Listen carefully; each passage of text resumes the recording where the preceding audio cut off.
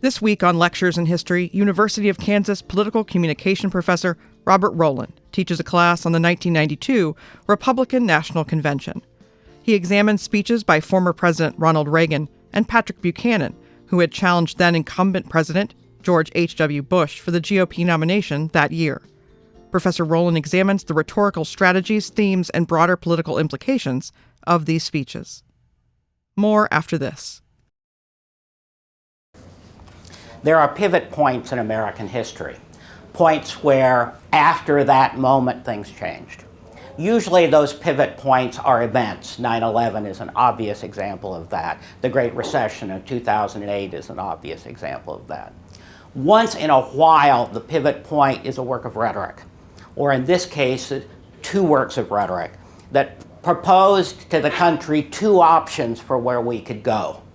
I thought in the immediate aftermath the country would choose one option. As I'll tell you, I was wrong.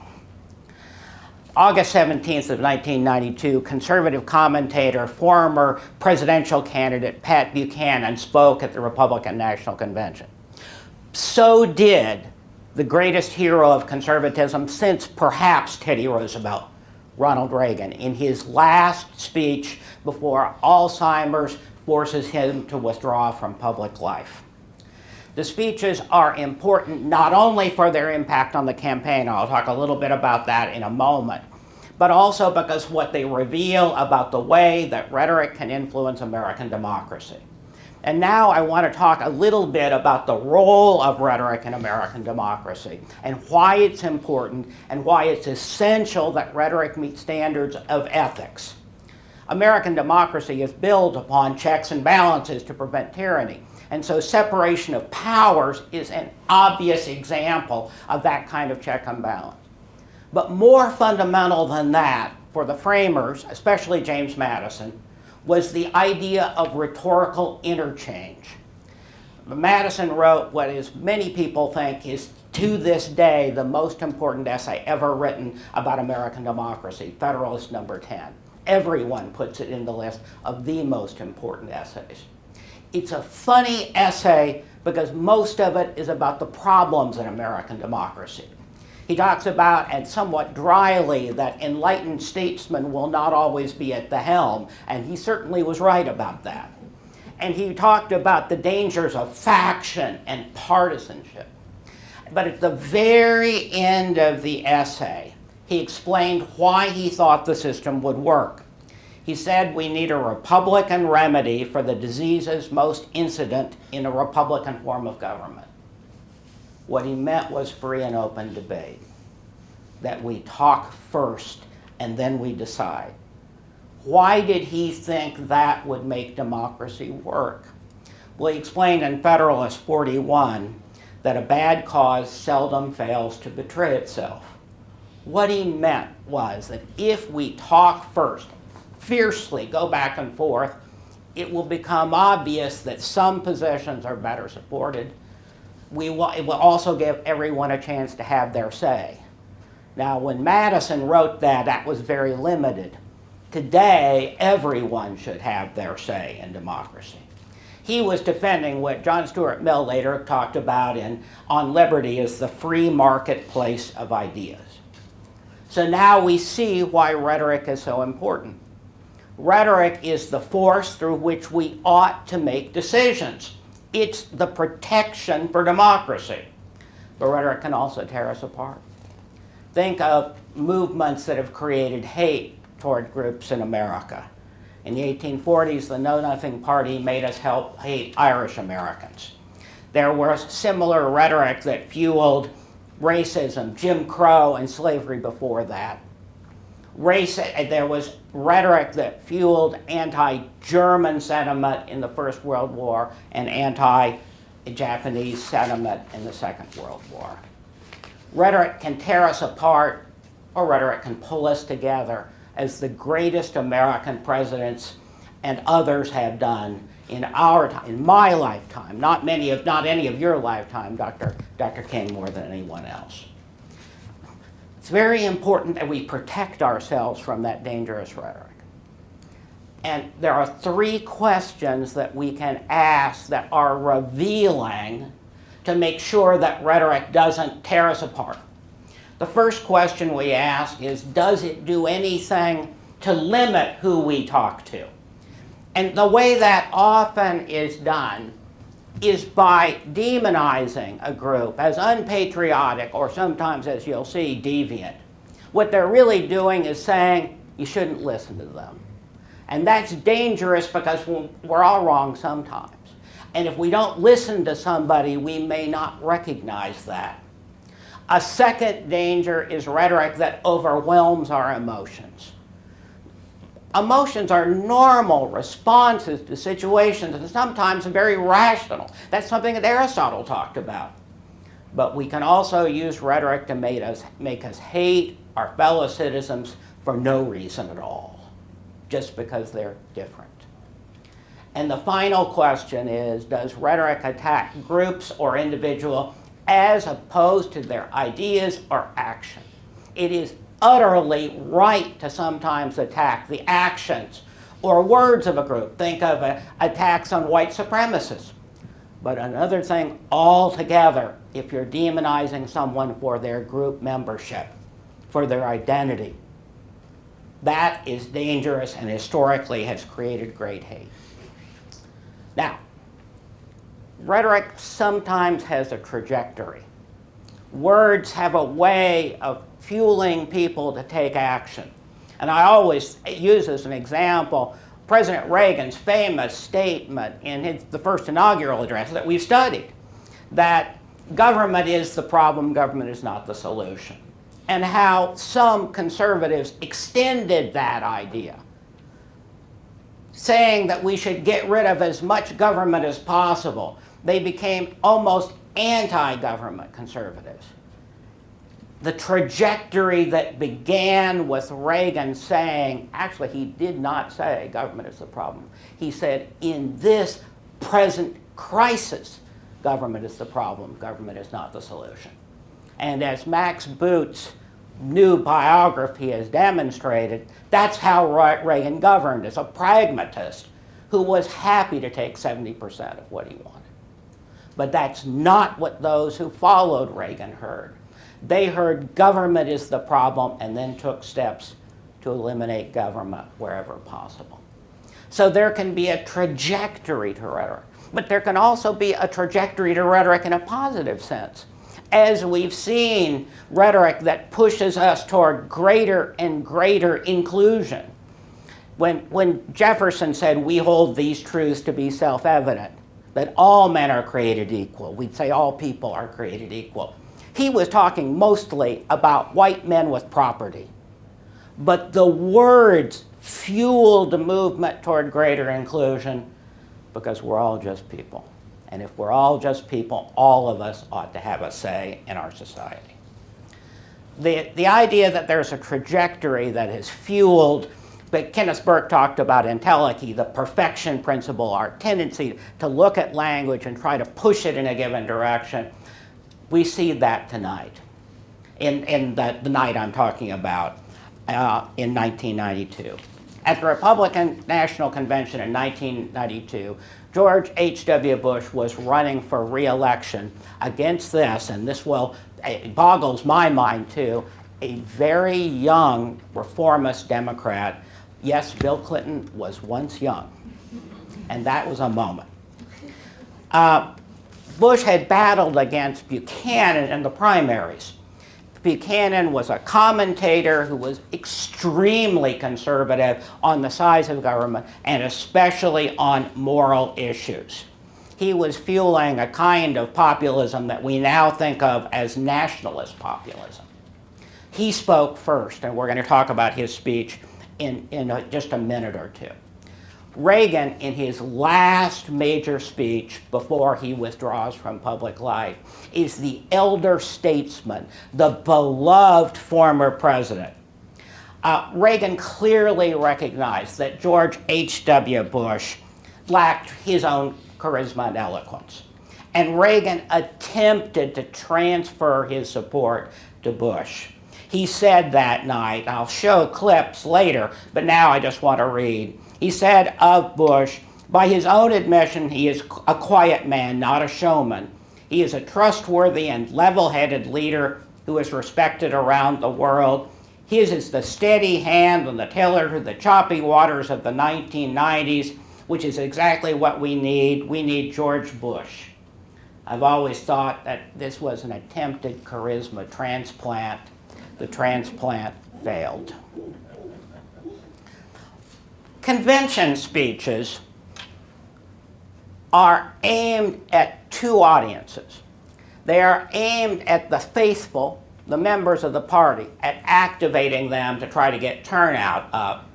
But on occasion, they're also aimed at a larger audience. Sometimes they're sketching a different trajectory. Both candidates fulfilled the partisan function. And I'm going to show that in some detail with Buchanan in a moment. Reagan did that, often with humor. He alluded to one of the nicknames that Bill Clinton had, Slick Willie, in referencing the Democratic National Convention, which had been in New York. And Reagan said of that convention, they put on quite a production in New York. You might even call it slick. He then said it was a stone's throw from Broadway. Over and over, they told us that they were not the party. They were. They kept on telling us with straight face they're for family values. They're for a strong America, and they call me an actor. Got a big laugh at that. Now, Reagan also praised the accomplishments of his administration, praised the end of the Cold War with the demise of the Soviet Union. But again and again, while he has sharp things to say, he leavens them with humor. For example, he referenced another statement of Bill Clinton, a very unlikely statement. Bill Clinton was asked if he'd smoked marijuana and responded that he had, but he's trying to prevent blowback, so he said he didn't inhale. Reagan said, when we see all that rhetorical smoke blowing out from the Democrats, well, ladies and gentlemen, I follow the example of their nominee. Don't inhale. Reagan was highly partisan, but used humor rather than strident words to make his point. He also did something more that I'm going to talk about in a minute. There was nothing gentle in Pat Buchanan's speech. He was labeled by many fellow Republicans as divisive. Jack Kemp, a Reagan Republican, talked about what a divisive speech it was. Commentators later said it might have played a role in the election outcome. Not just any commentator, E.J. Dionne, then and now one of the great commentators in American public, said that he thought the speech had an influence on the election in a negative way for Bush. Let me give you some examples, and I'm going to show you a passage from Buchanan. He labeled Democrats at the convention as the malcontents of Madison Square Garden, called them sharp carping critics. Listen to his dismissal of Bill Clinton and his foreign and defense policy. Clinton's foreign policy experience is pretty much confined to having had breakfast once at the International House of Pancakes. There was nothing soft. Even the humor had a very harsh edge. Buchanan did praise Bush and especially Reagan, who he said simply won the Cold War, but his focus was on attacking the Democrats as out of the mainstream, and in a way, not in a way, he's clearly saying that they don't have moral values. He spoke of George H.W. Bush, as a champion of Judeo-Christian values and beliefs upon which this America was founded. And he's going to make it clear that he did not think that was true of the Democrats. He said at one point, a militant leader of the homosexual rights movement, listen to that language, homosexual rights movement, could rise at the Democratic convention and say, Bill Clinton and Al Gore represent the most pro-lesbian and pro-gay ticket in history, and so they do. He didn't mean that as praise. He meant that as a statement that he thought Democrats were immoral because they thought gay people had a right to exist in American society too, because they're people. he made a kind of similar point at the beginning where he referenced the Democratic National Convention. And listen to the language. It is a giant masquerade ball where 20,000 radicals and liberals came dressed up as moderates and centrists in the greatest single exhibition of cross-dressing in American history. That passage goes beyond a normal political attack. He's using that language, cross-dressing, to label Democrats as immoral. He is really saying, in a way, he's calling Democrats deviant. I'm going to show a passage now from the speech.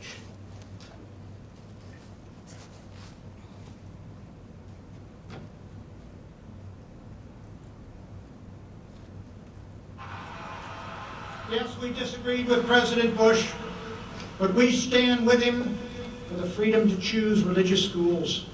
And we stand with him against the amoral idea that gay and lesbian couples should have the same standing in law as married men and women. We stand with President Bush. We stand with President Bush for right to life and for voluntary prayer in the public schools.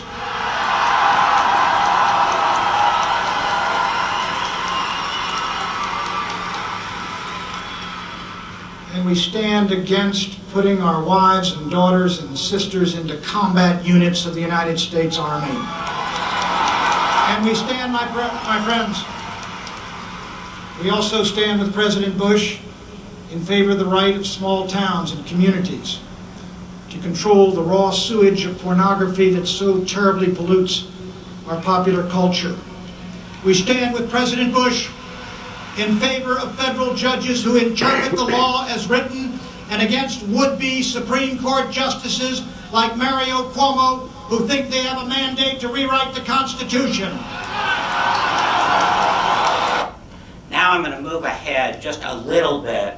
As you watch, ask what emotions do you think are in the faces of the audience?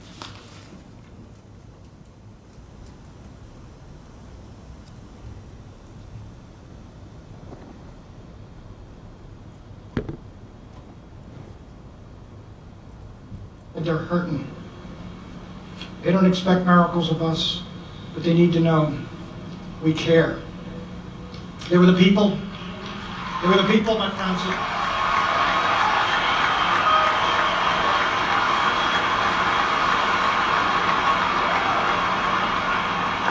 They were the people of Hayfork, a tiny town up in California's Trinity Alps, a town that is now under a sentence of death because a federal judge has set aside 9 million acres for the habitat of the spotted owl, forgetting about the habitat of the men and women who live and work in Hayfork.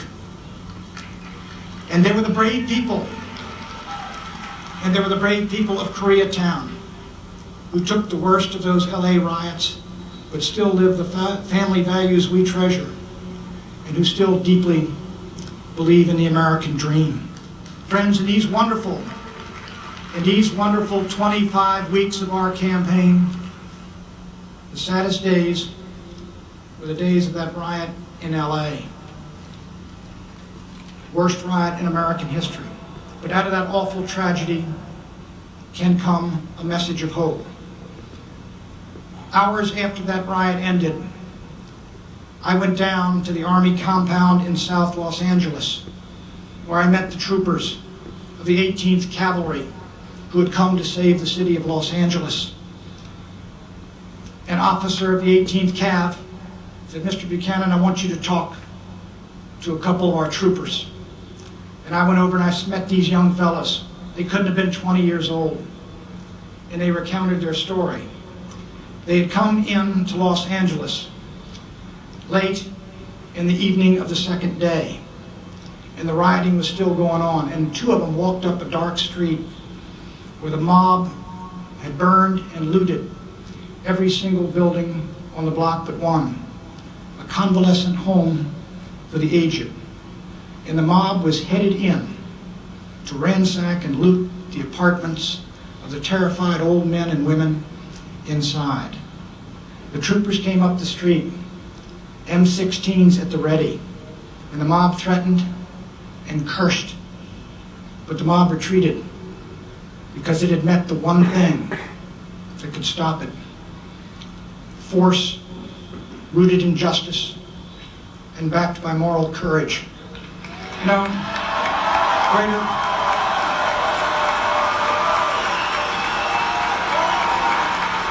greater love than this hath no man, than that he lay down his life for his friend. Here were 19-year-old boys ready to lay down their lives to stop a mob from molesting old people they did not even know.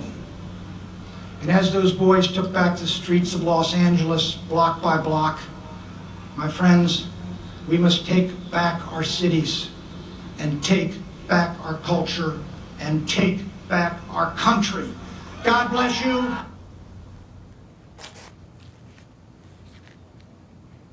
C-SPAN's Lectures in History podcast continues in a moment. Now back to C-SPAN's Lectures in History podcast. Buchanan describes a nation under moral assault.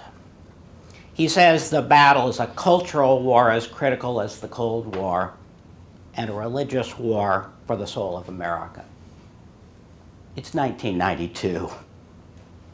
America is not under assault. There is evolution on values, as there always is. In this case, toward modest beginning steps toward greater inclusion. And he talks about America where the proper answer is to fight as if it was a war. In that war, according to Buchanan, on one side were ordinary people who were falling behind because of globalization. People who oppose gay rights and pornography and think federal regulation is harmful. On the other side, the enemies were Democrats, gay and lesbian Americans.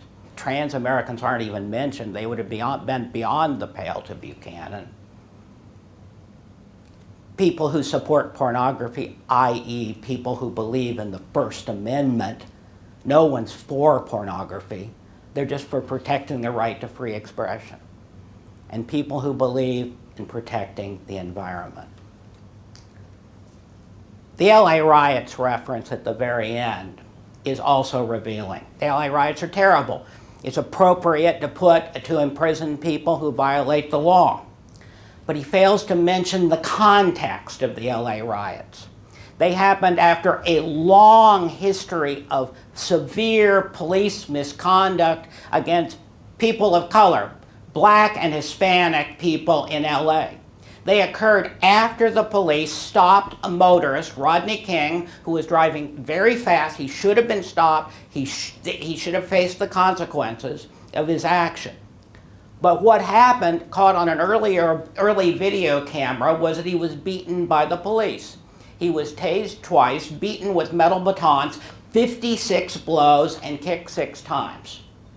The riots didn't occur because of that. The riots occurred after the judicial system failed and the police officers who were caught on the video doing those things were acquitted. Now, they were later convicted under federal law, but you can understand while objecting to the violence, saying it was wrong, you can understand why people were angry.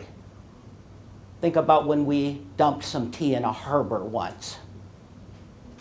I'm not justifying the action, but you can understand it. Buchanan called for taking the country back by force. Let me reread some of those words. And as those boys took back the streets of Los Angeles, we will take back our cities and take back our culture and take back our country.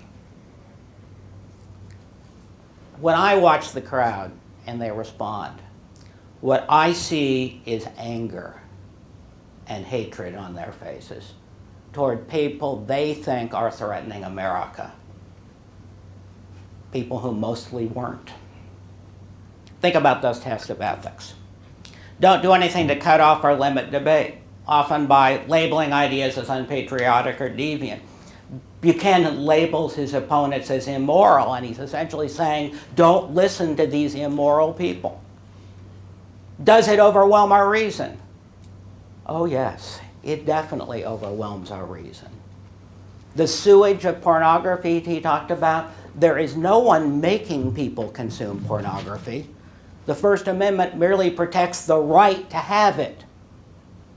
Yes, he's trying to overwhelm our reason. Does he attack groups or people rather than their ideas or actions? He hardly mentions ideas or actions and only attacks groups. Buchanan provided what I think is a terrifying vision of the nation. The great commentator, Molly Ivins, wrote the single best sentence of rhetorical analysis critiquing ethics that I have ever seen.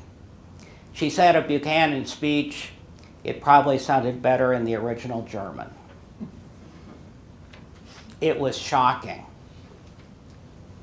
Now, unfortunately, Buchanan's message is commonplace. But Buchanan didn't give the only speech that night. Later that night, Ronald Reagan, in his last speech, spoke to the nation. He spoke about his vision of where the nation was, where it had been, and where he thought it should go. Reagan was attempting to energize Bush's coalition. He clearly failed. Bush lost. But he's also giving us something more. I want to read a short passage, and then I'm going to show you the last few minutes, that Reagan spoke first at the beginning. After saying he'd been born in 1911, he said, "As a man, I've met men who walked on the moon. I have not only seen but lived the marvels of what historians have called the American century. Yet tonight is not a time to look backwards. For while I take inspiration from the past, like most Americans, I live for the future." He was 81.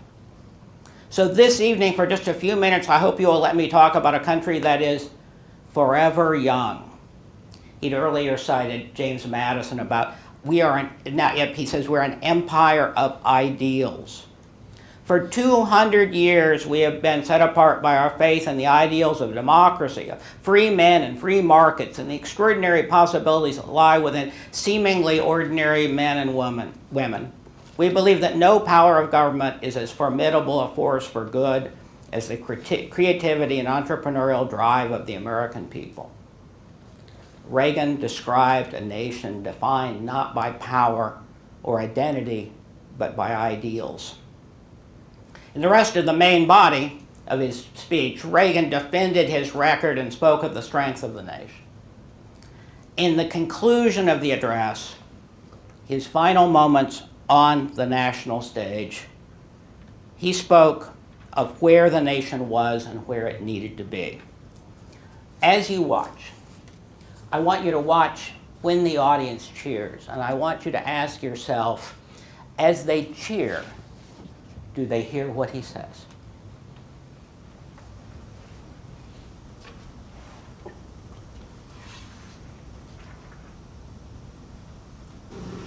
Emerson was right. We are the country of tomorrow. Our revolution did not end at Yorktown. More than 2 centuries later, America remains on a voyage of discovery, a land that has never become, but is always in the act of becoming. But just as we have led the crusade for democracy beyond our shores, we have a great task to do together in our own home. Now I would appeal to you to invigorate democracy in your own neighborhoods.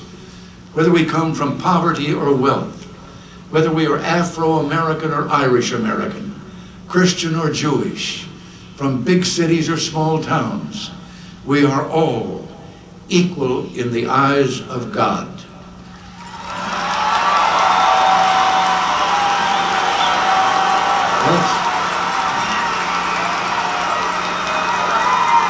But as Americans, that's not enough. We must be equal in the eyes of each other. We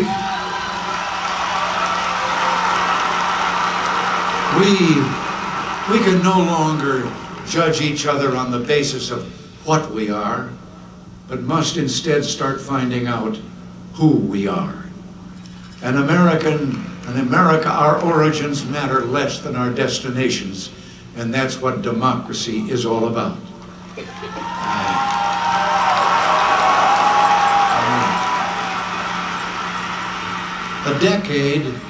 A decade after we summoned America to a new beginning, we are beginning still. Every day brings fresh challenges and opportunities to match. With each sunrise, we are reminded that millions of our citizens have yet to share in the abundance of American prosperity. Many languish in neighborhoods riddled with drugs and bereft of hope. Still others hesitate to venture out on the streets for fear of criminal violence. Let us pledge ourselves to a new beginning for them. Let us apply our ingenuity and remarkable spirit to revolutionize education in America so that everyone among us will have the mental tools to build a better life. And while we do so, let's remember that the most profound education begins in the home.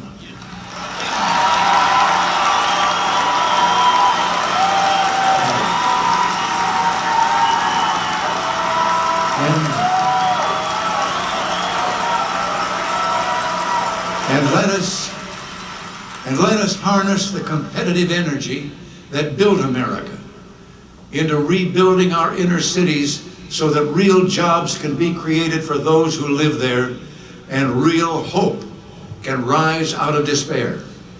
Let us strengthen our healthcare system so that Americans of all ages can be secure in their futures without the fear of financial ruin. And my friends, once and for all, let us get control of the federal deficit through a balanced budget amendment.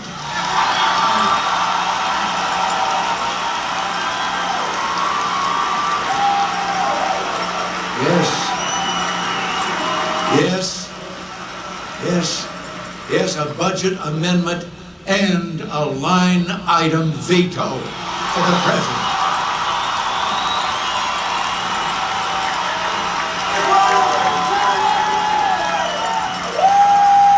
And let us all renew our commitment, renew our pledge to day by day, person by person, make our country and the world a better place to live. Then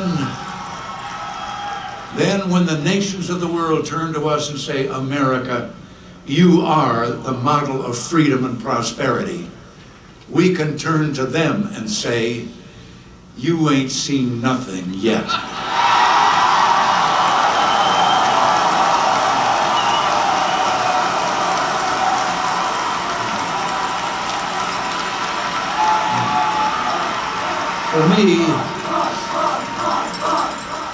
For me, tonight is the latest chapter in a story that began a quarter of a century ago when the people of California entrusted me with the stewardship of their dreams.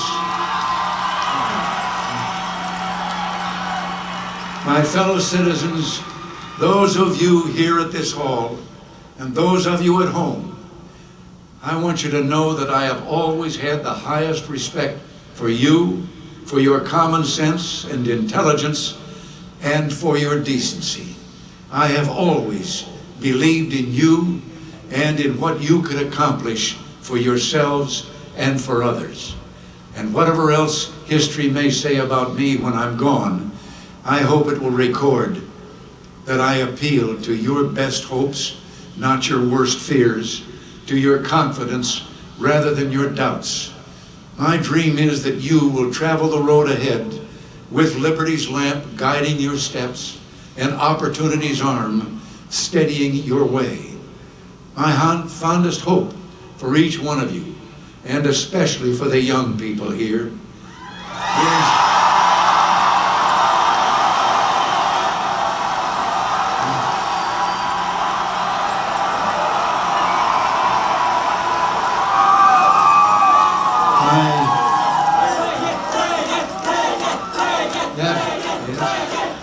Yes. All right. Yes.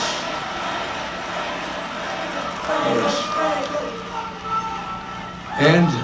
What this is, my hope is that you will love your country, not for her power or wealth, but for her selflessness and idealism. May each of you have the heart to conceive, the understanding to direct, and the hand to execute works that will make the world a little better for your having been here. May all of you as Americans never forget your heroic origins, never fail to seek divine guidance, and never lose your natural, God-given optimism. And finally, my fellow Americans, may every dawn be a great new beginning for America, and every evening bring us closer to that shining city upon a hill.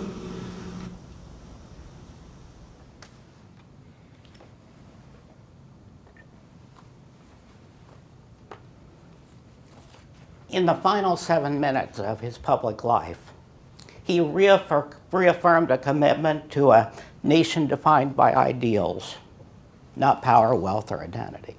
He made that clear at the beginning when he said whether we are Afro-American or Irish-American or any other identity he implied, that what matters more is not our destination, it's not our point of origin, but our destination. At the time when he said that we needed to be equal in our own eyes, I thought that was mere fluff. I've thought about the last 30 years and how so many people aren't perceived to be equal in others' eyes. He was right. Implicitly, Reagan was doing something else. He was recognizing the nation had far to go before we were equal in the eyes of each other. He spoke of millions of citizens who have yet to share in the abundance of American prosperity. And he called for revolutionizing education, harnessing the competitive energy that built America into rebuilding our inner cities, strengthening our health care. Reagan was saying that while we've made great progress, we need to do more for those who have been left behind. In his reference to inner cities, code words at the time, he was implicitly recognizing that many of those who had been left behind were people of color. Reagan was a small government conservative who undoubtedly would have defended market-oriented solutions to these problems. But to Republicans in the hall and the nation as a whole, he was saying, we have more work we need to do. I remember thinking that Reagan, who in his youth had been an FDR-loving Democrat, in a sense, he'd returned to his roots. Those in the hall cheered, but did they hear? They cheered loudest when he spoke of the balanced budget people, education in the home, and especially about young people who were screaming, but I don't think hearing. Reagan gave us a vision of a politics defined not by identity or power, but by ideals, a politics in which everyone counts. His administration certainly did not live up to that. I think that small government policies, and many of them in domestic policies, cut back way too much. They harmed real people. And especially when he was a candidate, especially early in his career, he often said divisive things that drew out negative reaction. But that night, and through most of his presidency, he gave us an inspiring vision of a nation defined by ideals. As he said, he appealed to your best hopes, not your worst fears.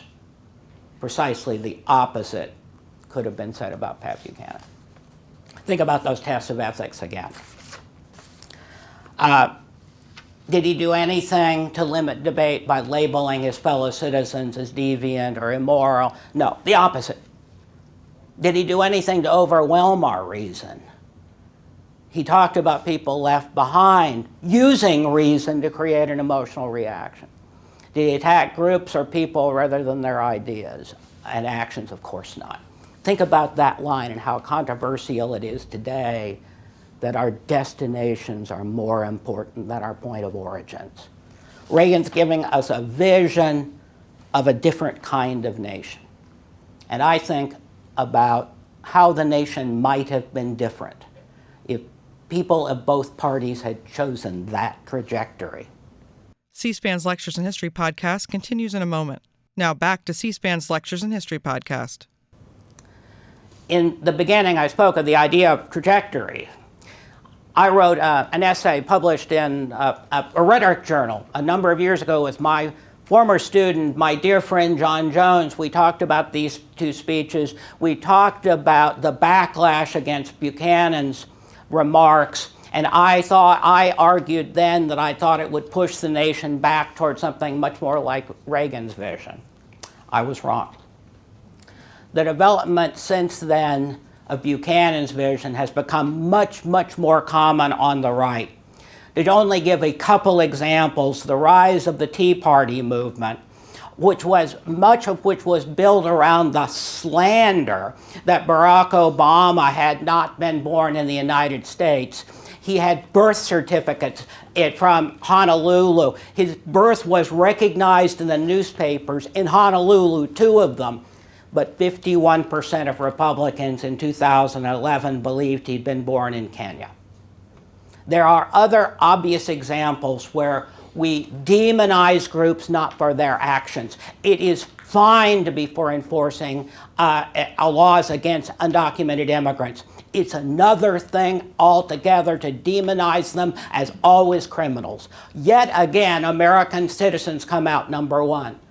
What I mean by that is, per capita, American citizens commit more crimes on average than either legal or undocumented immigrants. The same thing about trans Americans, who are demonized despite being subject to violence vastly more often than they commit violence.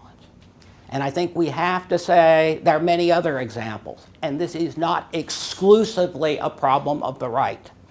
How many times have Jewish students felt anti-Semitic comments, sometimes strong comments, because they are held responsible for the policies of the Netanyahu administration in Israel? There are good reasons to criticize Netanyahu's policies in Israel, as undoubtedly people could have reasons to support them.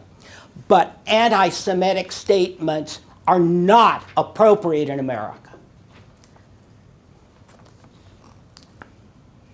I want to end on an optimistic note. I've talked about how Buchanan's message became much more important in nationalist, populist, conservative politics. I sometimes joke that there are only 6 remaining Reagan Republicans left in the country. And it's become more important on the left as well, the vision of judging people based on their identity. But not everywhere. There are people who still have a vision of the United States defined by ideals. I want to point to you what at the time seemed like a pretty obscure moment. A state senator speaking at a national convention. Usually state senators might speak at a national convention for a moment or two and draw no attention and disappear into memory. I have another example of a state senator who spoke at a national convention. He was unknown then, but not unknown now. As I play this passage, I want you to think about whose words this state senator, whose narrative this state senator sounds like.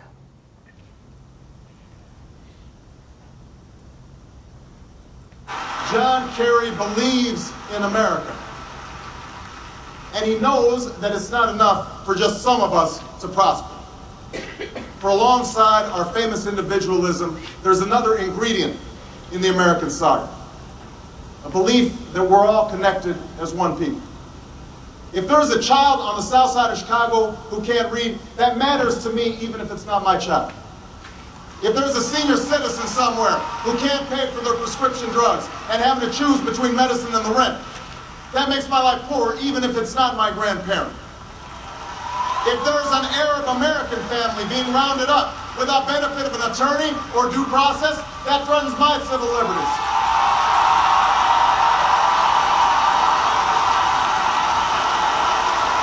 It is that fundamental belief It is that fundamental belief, I am my brother's keeper, I am my sister's keeper, that makes this country work. It's what allows us to pursue our individual dreams and yet still come together as one American family. E pluribus unum, out of many, one. Now, even as we speak, there are those who are preparing to divide us. The spin masters, the negative ad peddlers, who embrace the politics of anything goes.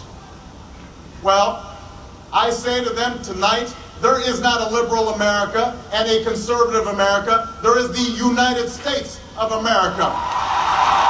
There is not a black America and a white America and Latino America and Asian America. There's the United States of America. The pundits like to slice and dice our country into red states and blue states. Red states for Republicans, blue states for Democrats. But I've got news for them too. We worship an awesome God in the blue states, and we don't like federal agents poking around in our libraries in the red states. We coach Little League in the blue states, and yes, we've got some gay friends in the red states. There are patriots who opposed the war in Iraq, and there are patriots who supported the war in Iraq. We are one people, all of us pledging allegiance to the Stars and Stripes, all of us defending the United States of America.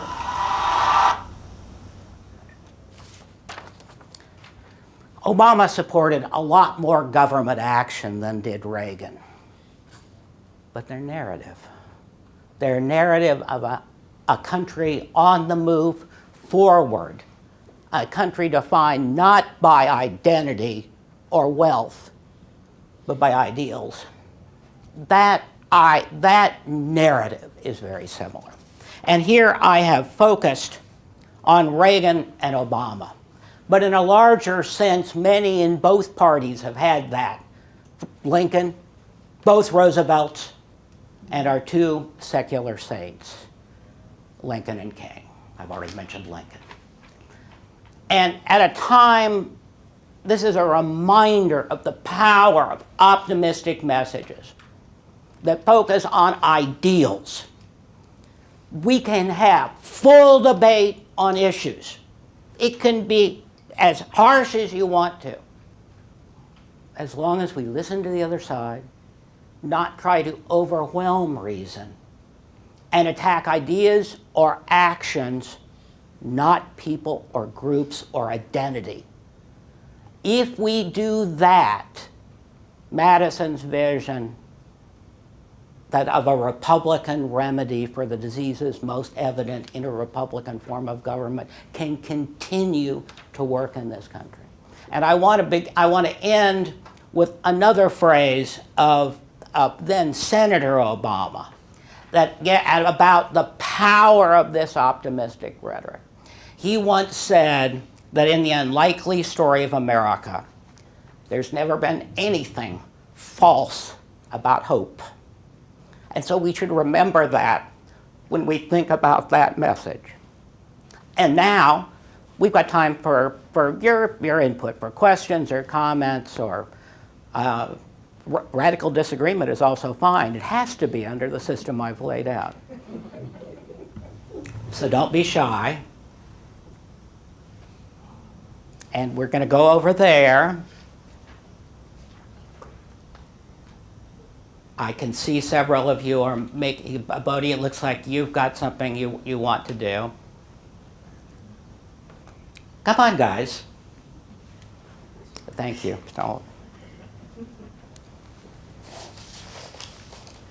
Okay, my question is, if there is a rule to separate state and church, why do so many political leaders use language like God bless America and Christian values in their speeches? Well, first, referencing values, religious values, can often be done in an inclusive way. You know, values of taking care of your fellow citizens are values that cross many, many religious perspectives and also appeal to people who are not religious in nature. So it's possible to appeal to values in a way that's inclusive, that isn't excluding. The danger is when you appeal to values and label somebody as un-American or deviant or unpatriotic. And the times that people have done that, it's dangerous because demonizing the groups often can create hate. But it's also dangerous because when we don't listen to the other side, that would get rid of one of the great aspects of democratic self-protection.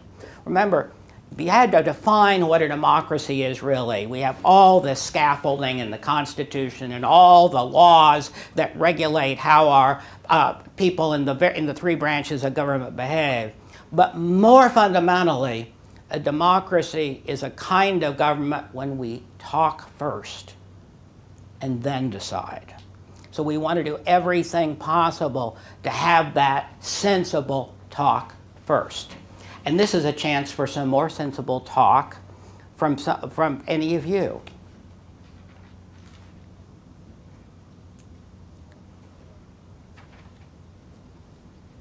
I know you've got things to ask. I've always confused you before sometimes. I'm sure that's the case now. So don't be shy.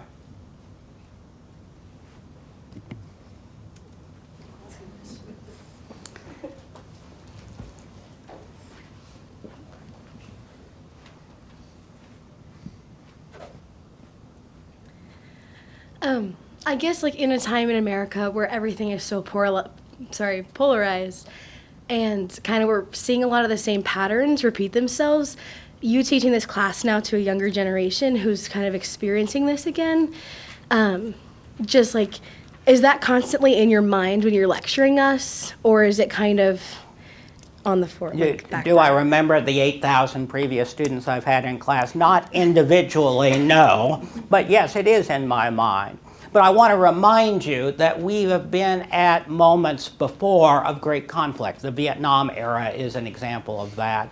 And we obviously, most of those times, with the exception of before the Civil War, the give and take of free debate has led to an evolution, a move toward a better, more inclusive society than we had before. And so I still believe in the power of that kind of democratic debate. I still think that a bad cause will usually reveal itself. The trouble is, as Madison said, a bad cause will seldom fail to reveal itself. We've been going through a period where that seldom has happened a couple times. But the answer to that is more debate. The answer to that is one thing that this class teaches. We've been talking today about the principles of ethics that are in the system that I teach all of you in order to evaluate rhetoric. I call it the informed citizen. And that's because what this class does more than any other thing is teach you to be informed citizens in what is still the world's oldest democracy, the world's oldest and large democratic system. And the key to that system is in the role of the citizen. That both Reagan and Obama had moments in their careers where they talked about the most important office in the United States. It wasn't president, it wasn't Chief Justice of the Supreme Court. The most important office, they both said, was the office of citizen. Because it is up to you if we're going to make sensible choices. It's up to you if we're going to have a society in which everybody gets, as then President Obama said, everybody does their fair share and everybody gets a fair shot. He said that in Osawatomie, Kansas, of all places. Why was he in Osawatomie? Because that's where Teddy Roosevelt 100 years before had talked about the excesses of corporate control of his time. And that example shows that we go through crises and we surmount these crises by becoming active as citizens and working in political parties, working in social movements. But for that to function, we also have to be critical consumers. And that's what one of the big things this class is teaching you to be informed citizens, because that's the most important office in a democracy. And I don't want to end by asking too much of you, but what I want to ask you to do for the rest of your careers as citizens is to go out and work in that reformation. Work to make it a better country, as President Reagan said, a more selfless country, a better country for the future. And so all I've asked you to do today is to live up to those words of Reagan and Obama. No pressure now, guys.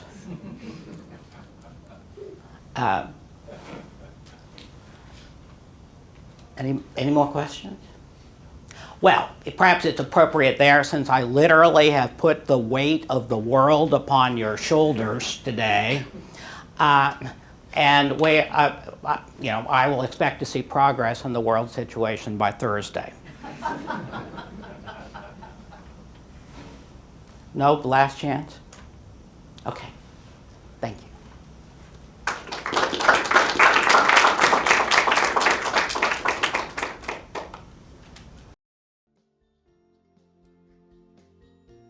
Thanks for listening to this week's Lectures in History podcast. To find more of our history programming, visit our website at c-span.org.